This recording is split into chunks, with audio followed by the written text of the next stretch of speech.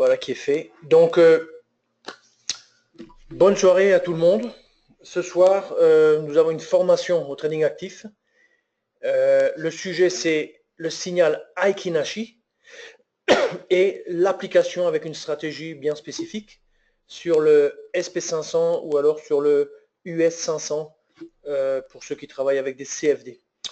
Donc, comme d'habitude, on commence à l'heure. On vise 1 heure maximum. Et alors, la présentation par rapport aux fois passées n'a pas fondamentalement changé.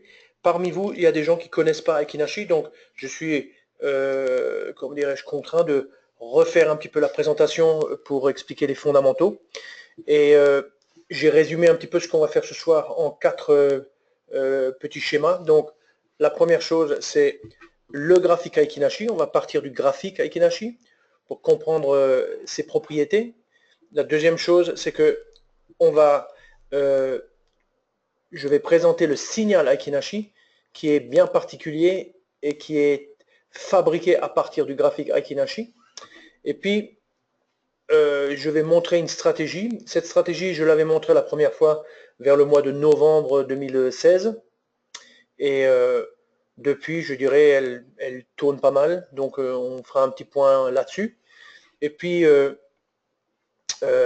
cette stratégie, elle contient en elle 2 éléments très importants d'un point de vue technique. C'est la notion de filtre de tendance, et ce dans une unité de temps supérieure, c'est-à-dire par exemple du journalier. On veut savoir dans quelle direction trader, on utilise du journalier, et puis on va trader dans du 10 minutes par exemple. Et puis l'autre aspect, c'est comment on construit la stratégie avec les différents outils, les différentes composants. Donc ça sera notre programme ce soir. Donc, première chose, on attaque le graphique Aiki-Nashi. Alors, j'ai ici 2 images qui représentent en fait un graphique normal, c'est-à-dire un graphique à chandelier en haut, et puis on a en dessous le graphique Aiki-Nashi.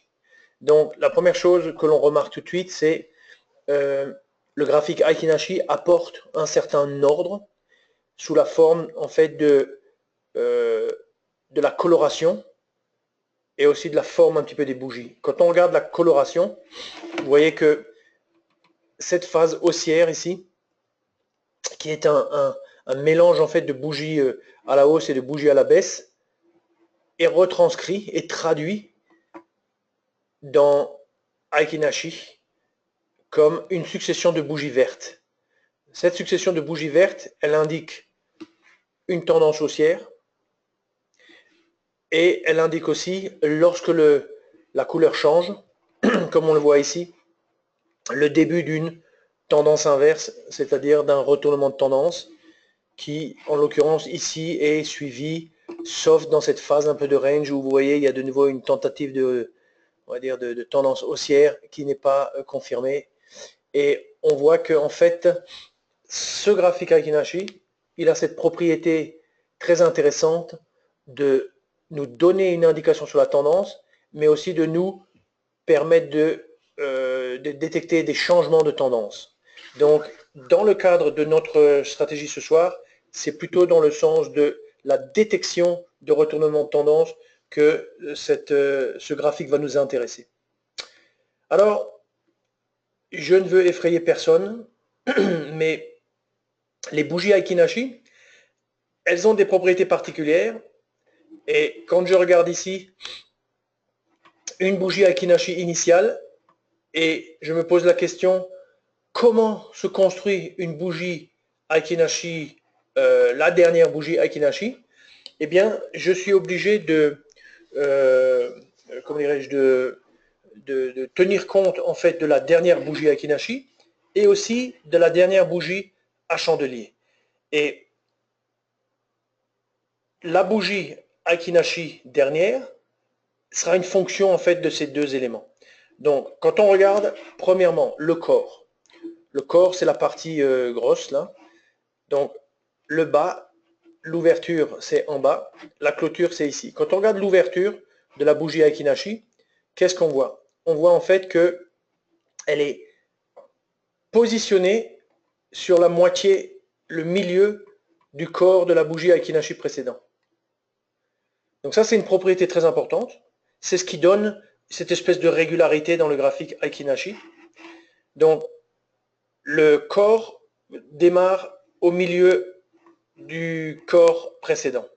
La formule c'est ça. Deuxième aspect, prix de clôture. Prix de clôture, lui, comme on le voit sur le côté, ouverture, le plus haut, le plus bas, le prix de clôture divisé par 4, c'est une moyenne des 4 niveaux de prix, le haut, clôture, ouverture, le plus bas, de la bougie chandelier précédente. C'est là qu'il y a le lien avec la bougie chandelier précédente. Donc ça nous donne le corps, comme ici. Et puis le haut, c'est grosso modo basé sur le plus haut. Et le plus bas, ici, c'est basé sur le plus bas entre, vous voyez, la formule est ici, mais ici, il va se positionner sur le plus bas par rapport au corps de la bougie précédente.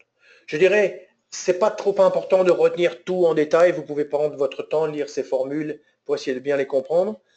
Ce qui est important, c'est de comprendre qu'il y a un certain ordre dans ces bougies Aiki-Nashi et que cet ordre, il provient de ces formules en fait.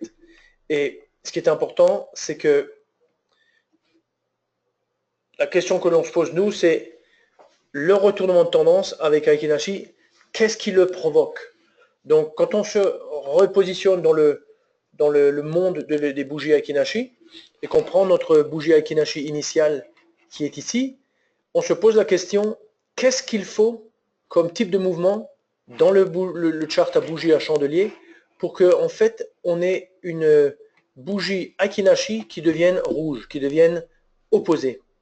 Et là, ce que l'on voit, c'est que comme l'ouverture de cette bougie Aiki-Nashi est égale au milieu, on a c'est les pointillés ici à ce niveau-ci. Quand on regarde en dessous le prix de clôture de la bougie Aiki-Nashi, pour qu'il soit en dessous de ce milieu, lui représentant la moyenne du haut, ouverture, clôture, bas de la bougie chandelier actuelle, eh bien, pour que, grosso modo, la moyenne soit plus basse que le milieu ici, du corps de la Aiki-Nashi précédente, eh bien, il faut tout simplement que cette bougie soit très grande. Il faut que cette bougie soit très grande, comme on le voit un peu dans cet exemple ici, dans lequel le prix de clôture de la bougie est égal au plus bas.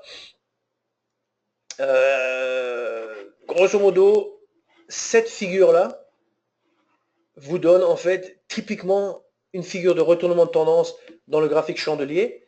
Eh bien, dans le graphique Aiki-Nashi, ce changement de couleur, c'est ce qu'il dénote. C'est comme une traduction, c'est comme si on était dans une autre langue. On a une autre langue et dans cette autre langue, on exprime les choses différemment. Eh bien, en Aiki-Nashi, une petite, on appelle ça souvent un doji, une petite bougie comme ça, pas en termes d'envergure, mais en termes de la taille du corps, qui change de couleur, ça révèle en fait un traumatisme dans le chart chandelier classique. Donc, voilà la raison pour laquelle Aiki-Nashi est très intéressant pour détecter des retournements de tendance. Et si vous avez des questions, n'hésitez pas le long de la présentation à les poser. Je m'efforcerai de répondre au fur et à mesure. Alors, on passe maintenant à Aiki-Nashi dans la plateforme. Alors, cette slide, elle est un petit peu compliquée, mais en fait, c'est pas très compliqué. Je vais passer. Je vais juste vous montrer. Je vais vous montrer maintenant la plateforme vide. Je vais ouvrir ici un graphique. Donc, puisque j'ai dit qu'aujourd'hui je travaillais, ou notre stratégie, elle concerne le SPY, 500 futur. Après, on prendra aussi le CFD US 500. Ici, je prends le... Donc, bon, je vais juste prendre tout simplement mini S&P 500 juin. Voilà. Donc, ça, c'est en fait le graphique du mini S&P. Ça, c'est le carnet d'ordre. Je ne m'occupe pas du carnet d'ordre. Je veux le graphique. Je voulais juste vous montrer, premièrement, que quand on a un graphique, on peut déjà cliquer ici, en hauteur, dans le menu, et on peut avoir ce graphique en Nike Nashi. Ça, c'est déjà une première chose. Je me remets maintenant en bougie.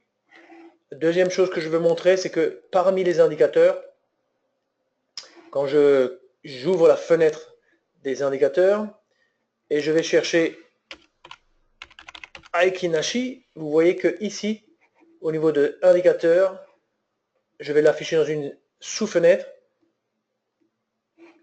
J'ai la possibilité d'afficher Aiki Nashi, mais cette fois en qualité un petit peu d'indicateur. Vous voyez? Et ici, on peut conserver notre graphique du haut en bougie normale, ou en bougie, ou on va dire en ligne, etc. Et si on le met en Aiki Nashi, c'est la même chose que dans le graphique plus bas.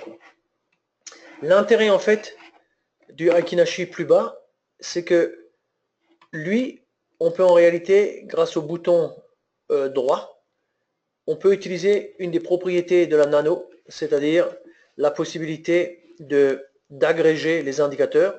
Donc, si je vais ici et j'appuie sur agrégation, je suis capable de créer un graphique agrégé. Si je dis par exemple toutes les 2 périodes, je fais OK. Maintenant, ce qui se passe, c'est que les bougies sont beaucoup plus épaisses parce qu'en fait, ce graphique maintenant représente non plus on va dire le 1 minute précédent, mais pour ainsi dire le 2 minutes. Donc, cette propriété, on va la revoir dans 3-4 minutes.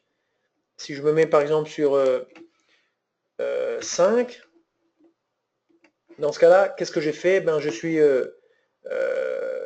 j'ai à la base un graphique 1 minute, mais dans cette fenêtre, dans cette sous-fenêtre, je travaille en fait avec un Nike Nashi 5 minutes. Donc, ça c'est vraiment propriété très intéressante. On peut l'utiliser pour une notion de fil de tendance, des choses comme ça, comme dans notre dernière stratégie de scalping, la 1 minute breaks.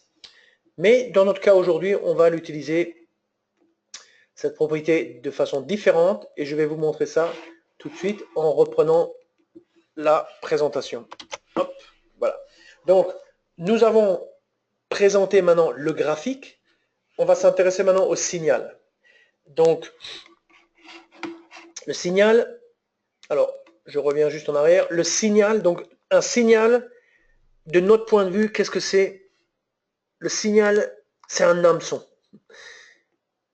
Je me mets en position de pêcheur. Pour moi, le signal, c'est un hameçon.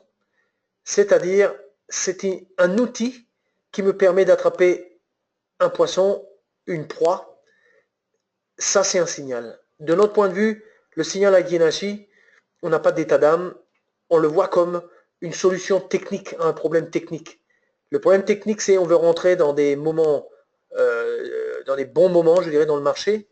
Et on utilise en fait ce signal comme une sorte d'indicateur qui nous informe qu'il y a une situation donnée et on a envie de rentrer dans cette situation, grosso modo. Ça, c'est le concept un peu de signal. Alors, allons voir maintenant plus précisément comment est fabriqué le signal qui est offert dans la plateforme. Alors, je rappelle que c'est un signal qui est en fait disponible. Alors, je vais afficher ici juste rapidement notre plateforme, enfin notre site. Hop, self-invest, voilà. Donc si j'affiche ici le graphique, pas le graphique, mais là, le site internet, vous voyez que dans les outils, vous avez en fait les signaux, 11 signaux de trading. Donc si je clique sur ce lien, j'ai les signaux, et parmi les signaux, il y a en fait le signal retournement Heikinashi, qui est ici. Et donc, ce dont on parle, c'est exactement ce qui est décrit ici. Si vous voulez en savoir plus, vous pouvez lire plus, vous pouvez voir la vidéo, etc. Ça, c'est l'explication. Et nous, on va donner une explication un peu plus avancée. Alors, je fais disparaître cela. Voilà. Je me concentre maintenant sur la partie signal. Alors, premièrement, je viens de vous expliquer qu'on pouvait en fait agréger Heikinashi. Donc ce que l'on fait ici en fait, c'est qu'on prend un graphique normal en bougie et puis on l'agrège. Ici, le facteur d'agrégation, il est de 5. Il est de 5 fois 15 minutes. Le graphique principal, il est en 15 minutes et nous, on fait 5 fois 15 minutes. Par exemple, dans ce scénario-là, on réduit le nombre ici de retournements de tendance possibles au niveau du graphique Heikinashi agrégé. Et ce que vous voyez ici, au niveau des lignes verticales grises, qui sont en fait la coloration du fond d'écran au niveau d'une bougie, ces lignes-là indiquent des signaux dans le graphique principal. Donc, le générateur de signaux, c'est Heikinashi. C'est le graphique Heikinashi. Et ce graphique Heikinashi, il est défini dans la sous-fenêtre ici, et on l'a agrégé.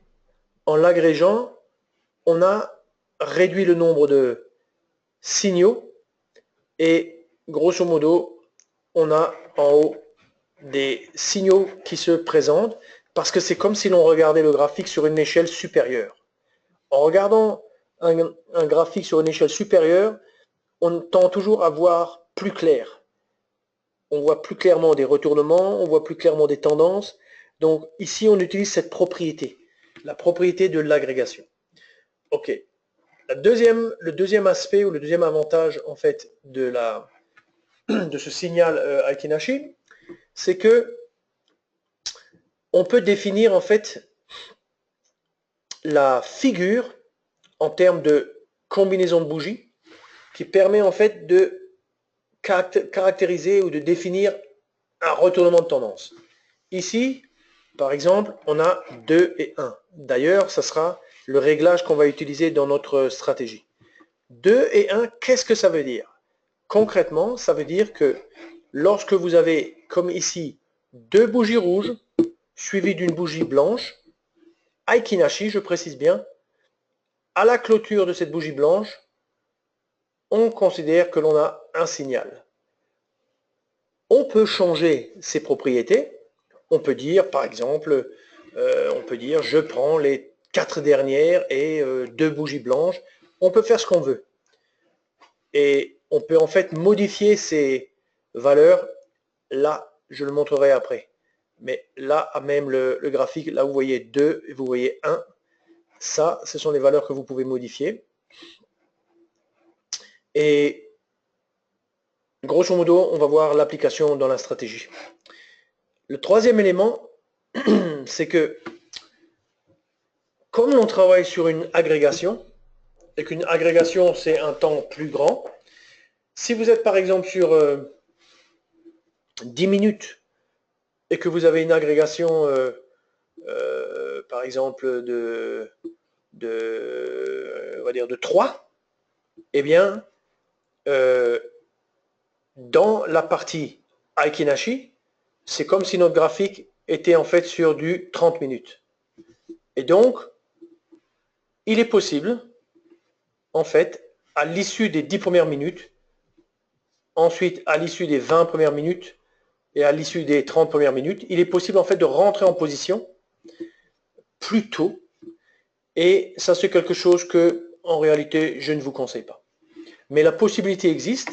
Donc ici, quand je regarde un petit peu, j'ai une copie ici du réglage à même la barre de personnalisation. On va voir ça tout de suite en détail. On voit en fait que les fameux critères 2, 1, 1 par exemple, ici signifient en fait 2, il faut 2 bougies de la vieille tendance, nombre de barres de la old, ça veut dire vieille, la vieille tendance, 2 bougies, et puis le nombre de barres de la nouvelle tendance est 1. Donc ça c'est typiquement ce type de figure ici. Et d'un autre côté, vous voyez que il y a en fait un troisième paramètre qui s'appelle le nombre minimum de barres pour des signaux, on va dire tôt, des signaux qui se produisent tôt. Et là, il est réglé sur 1. Donc, quand on indique ça, ça veut dire que dès la première bougie, on souhaite rentrer en position. Si on a un signal. Ouais. Donc, ici, on a une agrégation de 3. On voit que dans le graphique principal, la barre grise, elle couvre en fait 3 bougies. Ces bougies sont, par exemple, de 10 minutes. Et avec le facteur d'agrégation de 3, c'est comme si en dessous, on regardait du 30 minutes. Seulement, ce 30 minutes, cette figure-là, on peut la dessiner après la première bougie, après la deuxième, après la troisième. Vous voyez? Donc ça veut dire que si la bougie elle est très marquée, peut-être qu'effectivement ça a un intérêt de commencer à rentrer plus tôt. Donc ça serait plutôt pour vous si vous faites du trading manuel ou si vous faites du trading automatique. Mais je mets en garde, et je mets notamment en garde en dessous avec cet avertissement ici.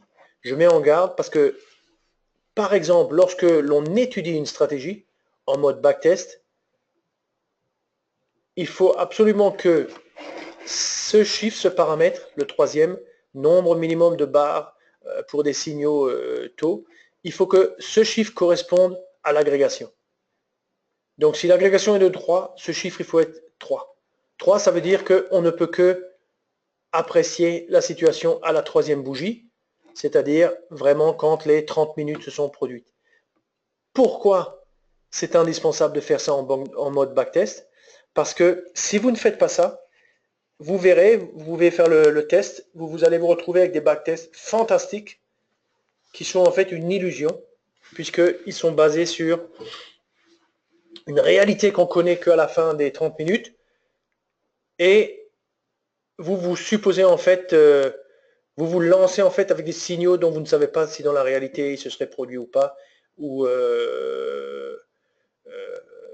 comment dirais-je, je dirais le fait est que les résultats ne sont plus objectifs, et il suffit de faire l'essai. Faites une fois l'essai, vous verrez. Il faut surtout, en mode backtest, que ce chiffre corresponde à l'agrégation. C'est ce qu'il faut retenir. En mode manuel, en trading live, si on trade comme ça, vous pouvez décider de rentrer plus tôt, ça c'est votre choix. Mais en mode de backtest, ne pensez pas, ne faites jamais de backtest avec un chiffre qui est inférieur au facteur d'agrégation, parce que vous allez vous apercevoir que le backtest est super, quand en réalité il n'est pas super. Alors, allons voir maintenant peut-être dans la plateforme comment l'on ouvre en fait, comment l'on récupère en fait ce signal, et puis on va un petit peu revoir exactement les 3 paramètres là que je viens de montrer. Alors, je me retire d'ici, je vais éliminer Aiki-Nashi, je garde ici le mini S&P. Par contre, ce que je fais, c'est je vais charger. Alors regardez comment je fais, je clique ici sur la petite flèche, modèle d'étude, signal, Aiki-Nashi, j'applique ça, voilà. Alors par défaut, on s'aperçoit quoi? On s'aperçoit que par défaut, on est sur du 15 minutes. En termes de serveur, on utilise du 5 minutes ici, vous voyez, on utilise du 5 minutes pour 5 jours. Et en bas, en termes de Aiki-Nashi lui-même, eh bien lui, il est défini par premièrement le facteur d'agrégation, qui est ici de 5. Alors je dirais que peut-être ce n'est pas trop cohérent ça, c'est peut-être mieux de le mettre sur 4, dans le sens où 4 fois 15, ça fait 1 heure, alors que 5 fois 15, ça fait 1 heure et 15 minutes, ça ne veut pas trop dire grand-chose. Donc c'est peut-être mieux de le mettre sur 4. Et Dans ce cas-là, il faut que ce facteur ici soit aussi sur 4. Voilà. Là, vous voyez différents signaux. L'autre élément, c'est au niveau de la définition des signaux dans Enkinashi. Vous voyez que ici a été sélectionné 3 pour le nombre de bougies initiales, de la tendance initiale, 2 pour la bougie nouvelle, enfin pour la tendance nouvelle, 2 bougies consécutives. Donc si je prends par exemple ce schéma-là,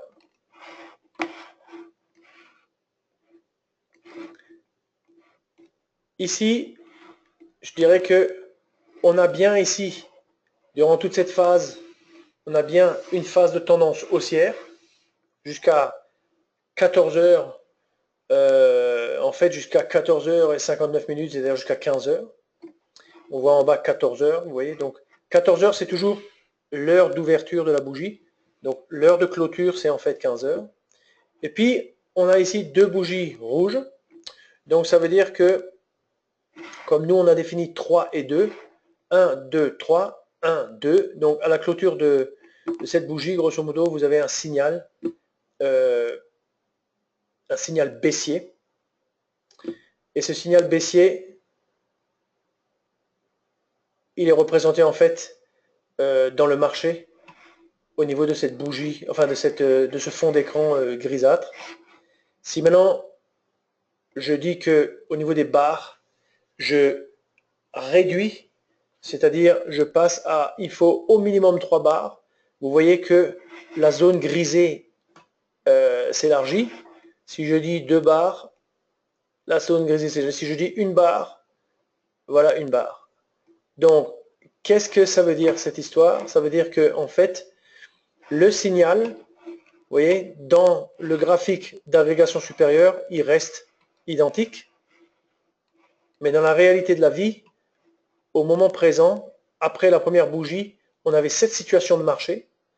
Après on va dire la deuxième bougie à l'intérieur de cette heure-là, on avait un rebond, puis un rebond qui se confirmait. Donc à la clôture, en fait, le prix d'entrée, par exemple, aurait été là, alors que ici, le prix d'entrée aurait été bas. Ça illustre en fait les différences qui peuvent exister pour l'entrée en position lorsqu'on essaie de rentrer plus tôt.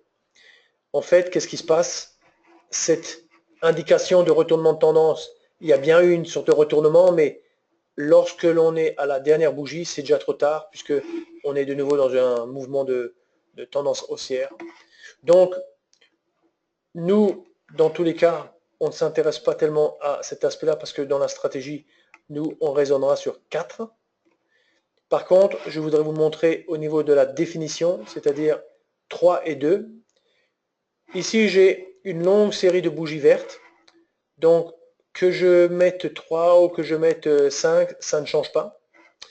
Par contre, au niveau de la bougie, la nouvelle tendance, si je mets plus que 1, vous voyez que ça change relativement drastiquement le signal. Et le signal maintenant baissier, il se produit ici au niveau de cette bougie rouge. Donc, si maintenant je réduis le nombre de barres minimum, je rentre encore même plus tôt. Ouais. Donc, nous, on va le mettre sur 4. On va regarder un petit peu qu'est-ce qu'il y a comme autres signaux. Et on va voir que par exemple,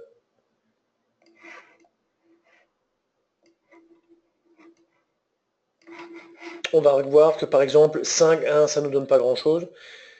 On va se mettre sur 2-1, puisque c'est ça que nous utilisons pour notre stratégie. 2-1, ça donne beaucoup plus de signaux. Et donc, en fait, ces signaux de 2-1, avec en réalité, on va se mettre sur 10 minutes, avec en réalité, non pas 10 fois 4, mais 10 fois 3, je pense. Là, il faut mettre du coup 3 aussi. Vous voyez, on a beaucoup plus de signaux, quoi. Nous, en fait, c'est ça qu'on va utiliser comme signaux. Donc, si je prends par exemple la journée d'hier, je zoome uniquement sur la journée d'hier. Ben, dans la journée d'hier, grosso modo, il y avait des signaux à la hausse, comme par exemple celui-ci. Il y avait un signal à la baisse, il y avait un signal à la hausse. On peut voir ça avec le Meta Centimeter. Ouais. On peut voir que si je prends X ici, ça c'était un signal à la hausse, ça c'était un signal à la baisse, ça c'est un signal à la hausse. Et en fait, ça correspond au changement de couleur au niveau du Aiki Nashi. Donc, ce qu'il faut retenir, c'est que Aiki Nashi nous donne une indication sur une échelle plus grande grâce au facteur d'agrégation. La deuxième chose, c'est que ce qui nous intéresse au niveau d'Aiki Nashi, c'est les changements de tendance. Donc les changements de tendance, ils sont marqués par le changement de couleur. Et le changement de couleur nous permet de dire qu'on veut, par exemple, rentrer en position longue à la suite de ce changement.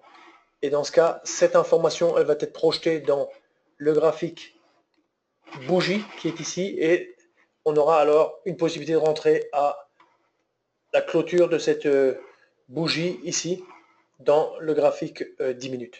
Ça, c'est le concept au niveau du signal. Donc, je vais reprendre maintenant la feuille de présentation. Voilà, la feuille de présentation. J'ai en fait rappelé en fait ces 3 slides. Donc le mieux, c'est d'aller directement dans la plateforme, et il faut un petit peu travailler parce que la première fois qu'on est confronté un petit peu à cet ensemble de concepts, c'est pas forcément si facile que ça. Mais comme d'habitude dans la vie, tout est affaire de travail et d'acharnement, et donc il faut un petit peu travailler, il faut essayer de comprendre ça, quoi. Ici, on a la barre de personnalisation. Voilà comment ça apparaît dans l'écran de la Nano. On voit qu'il y a en fait 2 indicateurs. Oui. Il y a celui dans lequel on peut régler les 3, les 2, les 1, ce qu'on a vu avant. Mais vous avez aussi un autre élément composant en fait de ce signal. Et lui, il vous permet de régler les heures.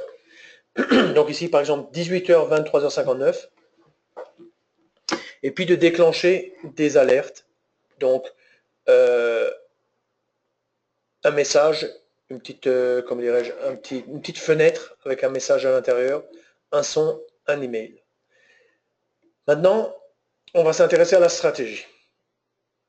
Donc, la stratégie, elle va consister à...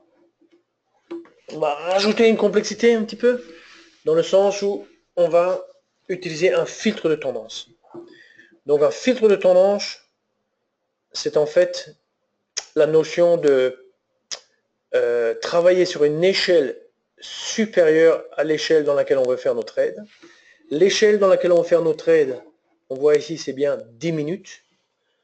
Et nous, on va étudier le graphique journalier pour produire une décision qui est la décision de trader soit long, soit short, soit rien du tout. Alors, cette décision, elle est en fait fonction de 2 moyennes mobiles, 15 et 30, dans le graphique journalier. Et à ces 2 moyennes mobiles, on va en fait demander une condition particulière. On va demander que la pente de ces moyennes mobiles soit orientée dans la même direction. Alors, ce morceau d'information, on va le voir maintenant dans la plateforme. Donc, ce que je fais ici, c'est que je vais ouvrir un mini S&P. Alors, on le repère, il est bien ici. Je vais l'ouvrir ici comme TradeGuard, c'est-à-dire l'étude par défaut. Je ferme ici le carnet d'ordre, j'en ai pas besoin. Je vais me positionner sur journalier, graphique journalier. Je vois que le SP500 depuis grosso modo depuis le Brexit et puis l'élection de Trump, en gros il est quand même relativement puissamment en hausse, puisqu'on est quand même passé de une zone de à peu près 2000 points ici à 2400, Donc, on parle quand même de 20% de hausse, quoi. Alors, ici, pour fabriquer ce que l'on veut fabriquer, on ouvre la barre de personnalisation. Et ici, je fais un peu de nettoyage. Bon, bracket, je n'ai pas besoin de ces informations. Trading, j'en ai pas besoin. Bracket, je n'ai pas besoin. Ce dont j'ai besoin, c'est le Meta Sentimentor. Voilà. Et puis, ce dont j'ai besoin, c'est en fait de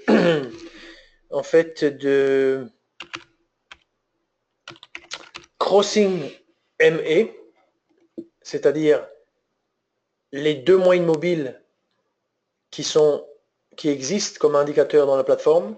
Je les mets dans le graphique principal. Voilà. Et puis, en fait, j'ai un indicateur express.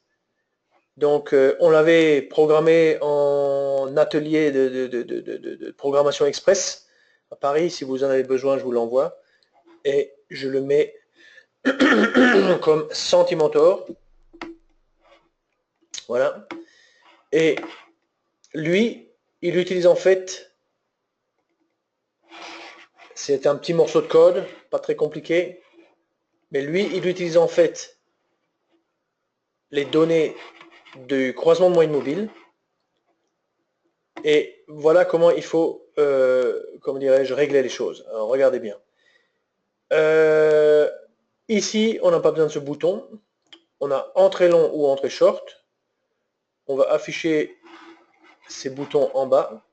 Ici, au niveau du Meta Sentimentor, on ne veut pas prendre les données qui viennent du croisement de moyenne mobile. On le met sur 0 ici.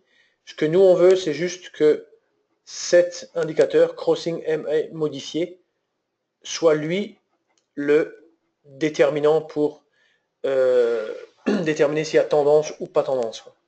Alors, quand on fait ça, on va donner un nom maintenant à notre étude et on va appeler notre étude LT pour long terme, filter pour filtre. Voilà. Donc, notre étude, en fait, quand on regarde ici, qu'est-ce qu'elle nous dit? Elle nous dit que tant que nous avons, en fait,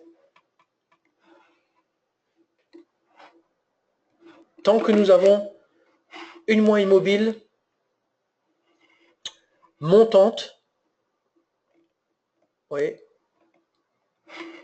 aussi bien la bleue que la rose, eh bien, notre sentiment ici est positif, il est au-dessus de 65, c'est-à-dire que nous sommes haussiers, tout simplement.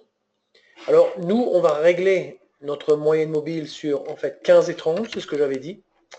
15 et 30, voilà, qui est fait.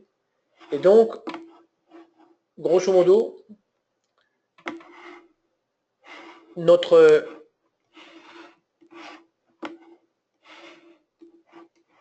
la présence de phase de tendance ou de phase de non-tendance ou de phase de tendance à la hausse ou à la baisse est dictée par le positionnement des moyennes mobiles qui forment notre indicateur de croisement de moyenne mobile. Alors, si on veut, en fait, ce qu'on peut faire éventuellement, c'est on sauvegarde, et ce qu'on peut faire, c'est on peut rajouter, en fait, crossing, on peut rajouter en fait cet indicateur ici, et on peut le mettre dans le graphique principal comme filtre. Dans ce cas-là, il va nous peindre ou nous colorer le fond d'écran. Comme ça, on comprend mieux ce que nous, on définit comme période de tendance ou pas de tendance. Voyez. Et en gros, quand on regarde, tant que c'est vert, c'est tendance haussière, tant que c'est rose, c'est tendance baissière. Et il y a des phases blanches. Dans ces phases blanches, il se trouve que la pente ici est à la baisse et la pente de l'autre moyenne mobile est à la hausse. Donc, elles n'ont pas la même direction, donc on ne veut pas trader dans ce genre de marché. Ça se produit aussi ici, vous voyez, dans une sorte de phase de stagnation, eh ben, on ne veut pas trader ici. Par contre, quand le marché bouge à la hausse ou à la baisse, eh ben là, on a la possibilité de faire des trades. Vous voyez, donc ça c'est la définition de notre filtre de tendance. on re-sauvegarde. Et maintenant, on va passer sur le mini S&P et on va voir comment on l'a défini. Donc, je reviens sur ma slide. Voilà. Et ma slide, qu'est-ce qu'elle dit? Elle dit, on veut une unité de temps de 10 minutes. Voilà. Et on veut lier les deux. Donc, c'est ce que je vais faire. Et après, on va compléter l'étude du mini S&P 10 minutes. On appellera ça ST trading, c'est-à-dire short term, c'est-à-dire court terme, trading de court terme. Donc, on repart sur notre symbole, notre instrument. Et qu'est-ce que nous faisons? Nous allons ouvrir la barre de personnalisation. Donc, au niveau du compte, ici, on ne va pas trader directement, donc on ferme ça. Brackets, on verra ce qu'on mettra après. Ici, nous avons les différents composants du signal. Et nous avons le MetaSentimento. Donc, qu'est-ce que l'on veut faire ici? On veut faire l'importation des données en provenance de notre filtre de tendance. Comment fait-on ça? Premièrement, on peut ranger les fenêtres. On appuie sur ranger. Donc, on a sur notre droite le filtre de tendance. On a sur notre gauche l'étude en 10 minutes. On va sur l'ouverture d'indicateurs, l'ajout d'indicateurs, et on cherche Study. Study apparaît ici. Alors là, regardez bien. On rentre Study, affiché dans une sous-fenêtre, et non pas dans le graphique principal. Mais cette fois, on le rentre en termes de filtre, et pas sentiment. Hop, voilà qui est fait. Une fenêtre apparaît, et il nous demande en fait Study, on veut faire Study, c'est-à-dire on veut importer, mais qu'est-ce qu'on veut importer? Alors on va sur Mini S&P, le joint, on ouvre, on veut Long Term Filtre, filtre de long terme. On fait OK. Et maintenant, vous voyez que dans le fond d'écran, c'est vert. Donc cette fenêtre ici, maintenant, j'en ai plus besoin. Donc je la ferme. Et on réfléchit un petit peu à ce qui est devant nos yeux. Alors, je suis ici, j'ai une belle période de croissance. Ça veut dire que mon MetaSentimentor ici, il vaut 65. Et vous voyez qu'en fait, là, on est sur depuis le 24 janvier. Donc, il faut que je mette un peu plus de jours ici. Je vais mettre 50 jours. Voilà qui est fait. Donc, je vais sur...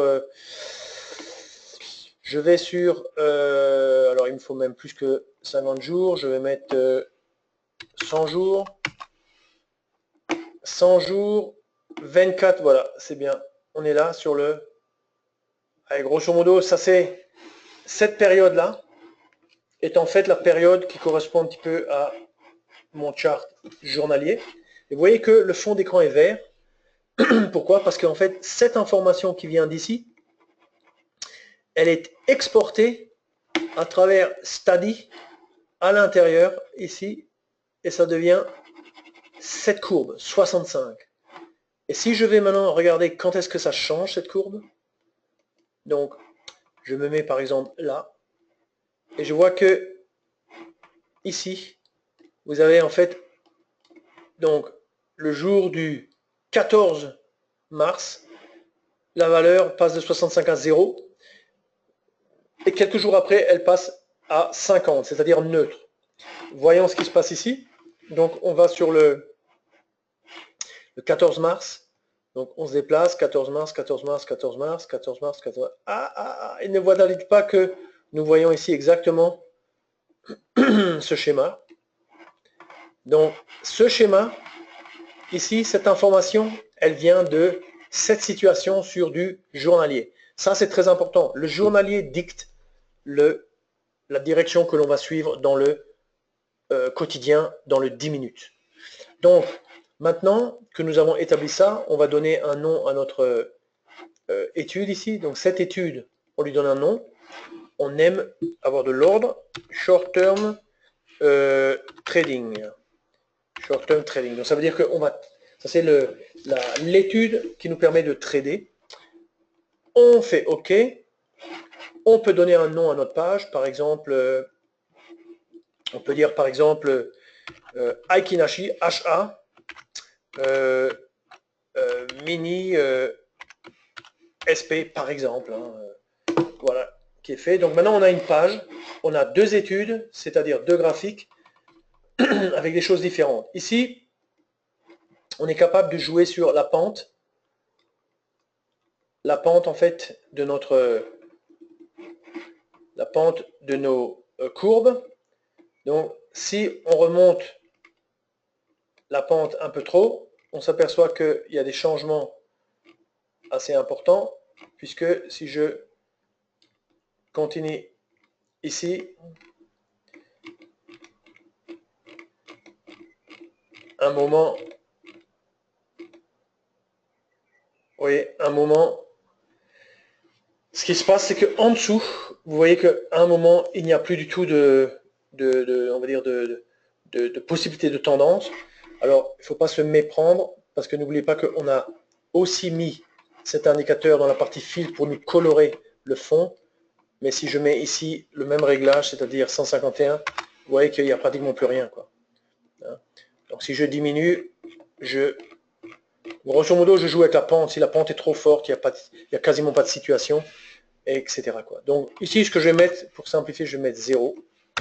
0, et donc ici 0, et là 0. Donc nous, la condition que l'on impose, c'est en fait, tout simplement, ayez soit les deux courbes à la hausse, soit les deux courbes à la baisse. Voilà. Maintenant, on revient sur notre présentation. Présentation, ici, voilà. Et là, maintenant, on va regarder dans le détail comment on l'a configuré. Donc, dans notre présentation, qu'est-ce qu'on a? On avait 15-30, ça on l'a fait. La pente ici, on a mis 0. Grosso modo, tout ça, ça résume ce que je vous ai déjà montré. Maintenant, on passe sur l'étude 1, c'est-à-dire ST Trading. Et là, qu'est-ce qu'on voit? On a période high-low, on a un stop suiveur, on a un profit target, on travaille avec l'ATR sur 200 unités. On est avec notre importation, ça on l'a déjà fait. On doit rajouter un flat. Et ici, on spécifie les 2, 1, 3. On est bien sur du 3 fois 10 minutes en bas. Et on travaille que sur les périodes 15h, 21h49. Donc, maintenant, ces données-là, je vais maintenant les ajouter à notre étude. Alors, donc, de mémoire. Premièrement, on vérifie. Ici, on est bien agrégation 3. Oui. On est bien sur du 2, 1, 3. Oui. On veut du 15h, 21h49. Voilà. Donc ça réduit en fait la plage d'intervention. On veut un filtre flat. Le filtre flat, je peux le trouver là. Je mets filtre flat. On veut un stop period high-low. On met un stop period high-low. On veut un profit target, c'est-à-dire un objectif. On le met là. On ferme. Ici, on va travailler non pas en tick, mais en ATR. Ici, on va travailler sur 200. 200 bougies. On est sur du 10 minutes, donc 200 bougies de 10 minutes. Au niveau de l'objectif, on va mettre 1.8. Et là, on va mettre 3. C'était notre réglage précédent. Ça, on laisse sur 10 et 10. Le flat, on le confirme, mais on met 22 heures. Alors ici, on peut mettre 22h10. Pourquoi? Parce que le SP500 en futur, il termine à 22h15. Donc, on peut faire ça. Et grosso modo, on a configuré notre étude. Et donc, on peut peut-être faire la chose suivante, c'est-à-dire, je retire le carnet d'ordre, mais je vais me mettre un petit peu en position de backtest. Donc, ce que je vais faire, c'est qu'en bas, ce lien, je vais le faire disparaître ici, enfin cette fenêtre. Je vais resserrer un petit peu ça. Je ferme ça, comme ça c'est un peu plus propre. Je vais ici élargir au contraire cette fenêtre. Je vais faire apparaître, je dirais, la période. Je vais diminuer ça. Je vais diminuer le Metasegmentor. Ça, c'est la courbe, on va dire, en agrégé. Je vais faire apparaître la fenêtre de résultat, évaluation, évaluation, voilà. Je vais étendre l'étude, en fait, à toute la période chargée, c'est-à-dire en appuyant sur ce bouton très important, le bouton ici au milieu, voilà. Et je vais faire afficher le graphique de performance. Voilà le graphique de performance. Alors je peux le déplacer ici, voilà. Là je ferme, et ça je n'ai pas besoin vraiment, hein. Je ferme. Donc maintenant on est sur depuis le 24 juin et on a ce résultat là. Alors on va juste regarder qu'est-ce qu'on avait vraiment comme réglage la dernière fois pour être sûr. Hop, donc nous la dernière fois on avait 10, 10, 1,83, 22h10,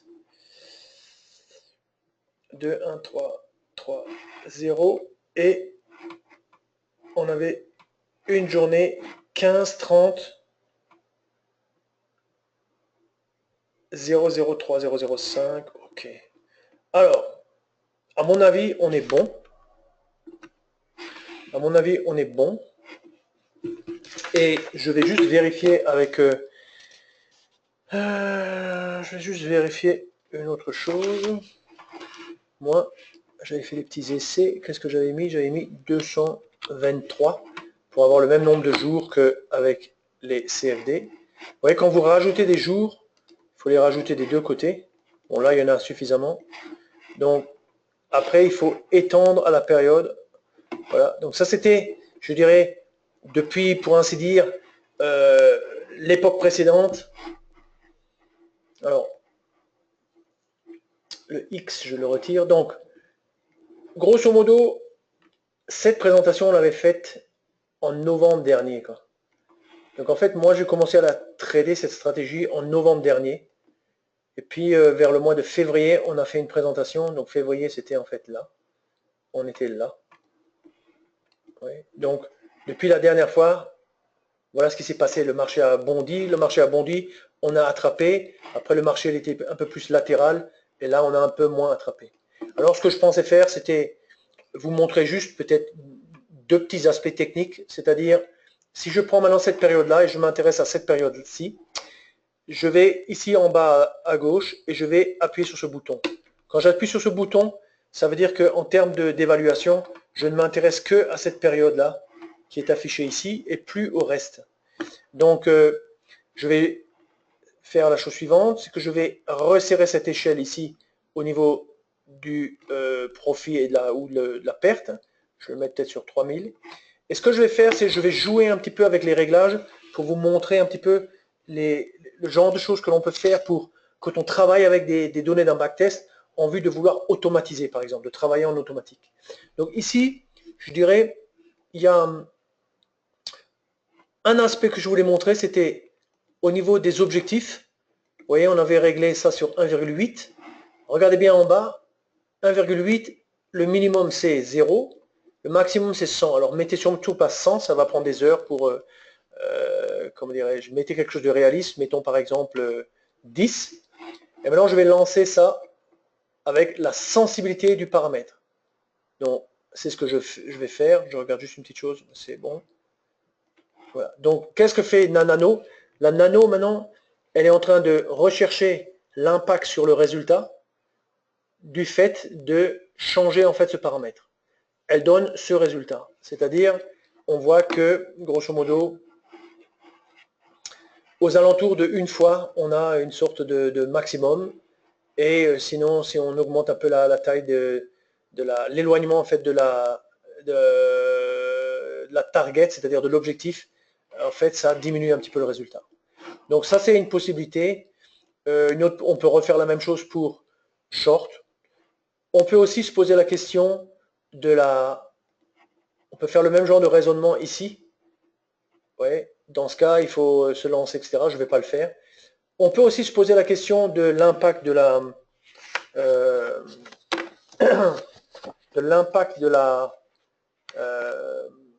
du stop. Alors là, ce que je voulais proposer en fait, c'était de tester le stop longue vie. Parce que moi, dans ma stratégie, j'utilise en fait le stop longue vie.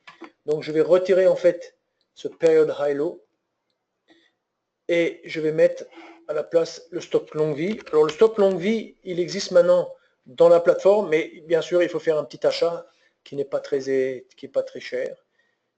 Là, il est en fait dans le store, quoi. Hop, on l'applique, on fait ça, et qu'est-ce qu'on voit? On voit que ici, on a plus ou moins le même résultat. Alors, je me pose juste la question, parce que moi, j'avais en fait un résultat différent.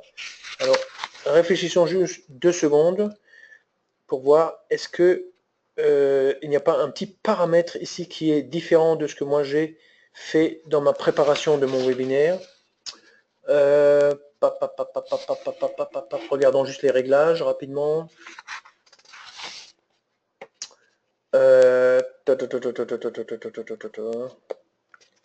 10 minutes, on est bien dans du 10 minutes. Est-ce qu'on est bien dans du 10 minutes ici? 223 de 5 minutes, donc ça fait du 10 minutes, oui. Bon, disons, grosso modo, la stratégie, moi je la trade, en fait, avec le stop longue vie. Ici, je suis en fait plutôt sur 4, et là sur 5, et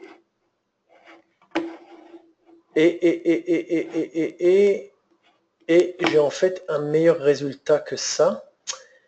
Et je dois avouer que je ne vois pas tout de suite le paramètre qui est différent chez moi. C'est pas grave, je jetterai un coup d'œil et je vous donnerai c'est quoi mon réglage actuel. Et moi je suis en gros sur le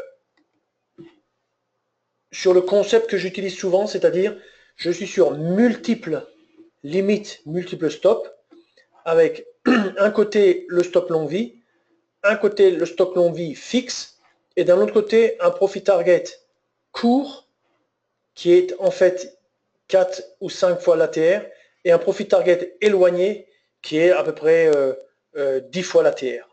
Donc de cette manière-là, je suis en fait en mesure d'attraper quand il y a du mouvement grand, et de la même manière, je suis en mesure d'attraper quand il y a du mouvement court. Quand il y a du mouvement court, ça me permet de couvrir et de plus perdre sur la position, et quand il y a du mouvement long, ça me permet de rajouter, on va dire, du beurre dans les épinards, comme on dit de façon courante. Et de cette manière-là, en tout cas cette stratégie, pour moi, elle est positive depuis que je l'ai lancée au mois de novembre dernier, mais même sur la période récente, elle est positive. Et c'est intéressant, quoi. Donc maintenant, je ne veux pas vous enjoindre de faire la même chose, mais en tout cas, c'est une bonne base si vous voulez prendre ça et le retravailler, etc. Je dirais, vous êtes les bienvenus. Mais voilà un exemple de stratégie avec Aikinashi.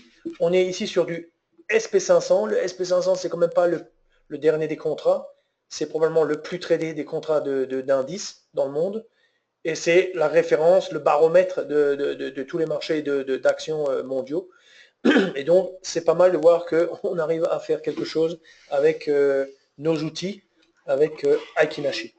Alors, y aura-t-il une rediffusion? Non, mais il y aura le programme est enregistré et donc il figurera sur notre chaîne YouTube demain dans le courant de la journée. Je vais conclure en fait avec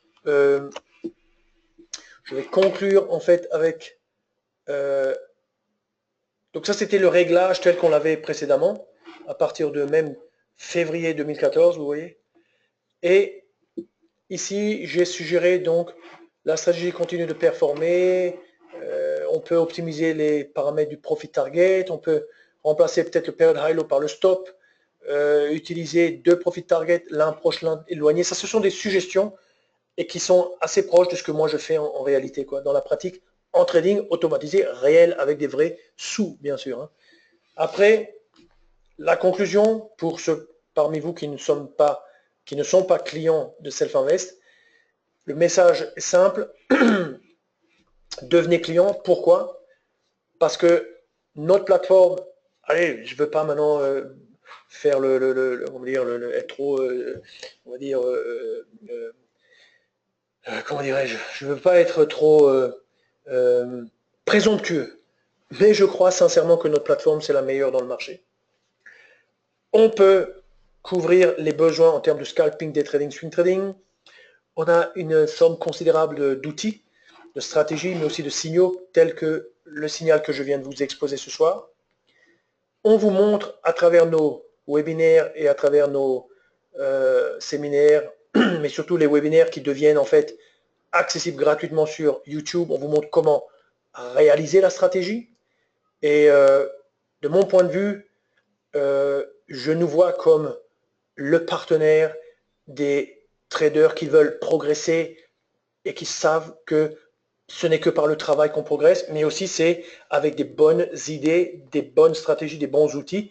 Et donc, je pense que Self-Invest, c'est le courtier sur le marché qui a la meilleure offre en termes de, je dirais, plateforme, service et le contenu éducatif. Et on est d'ailleurs récompensé par des prix comme celui de Investment Trend, 15 000 traders qui se sont exprimés et qui nous ont mis comme le meilleur pour service, plateforme et contenu. Donc, conclusion, devenez client. Sur ce, j'ai terminé ma présentation. Je vous remercie pour votre intérêt et je vous souhaite une très bonne soirée et je vais arrêter maintenant l'enregistrement.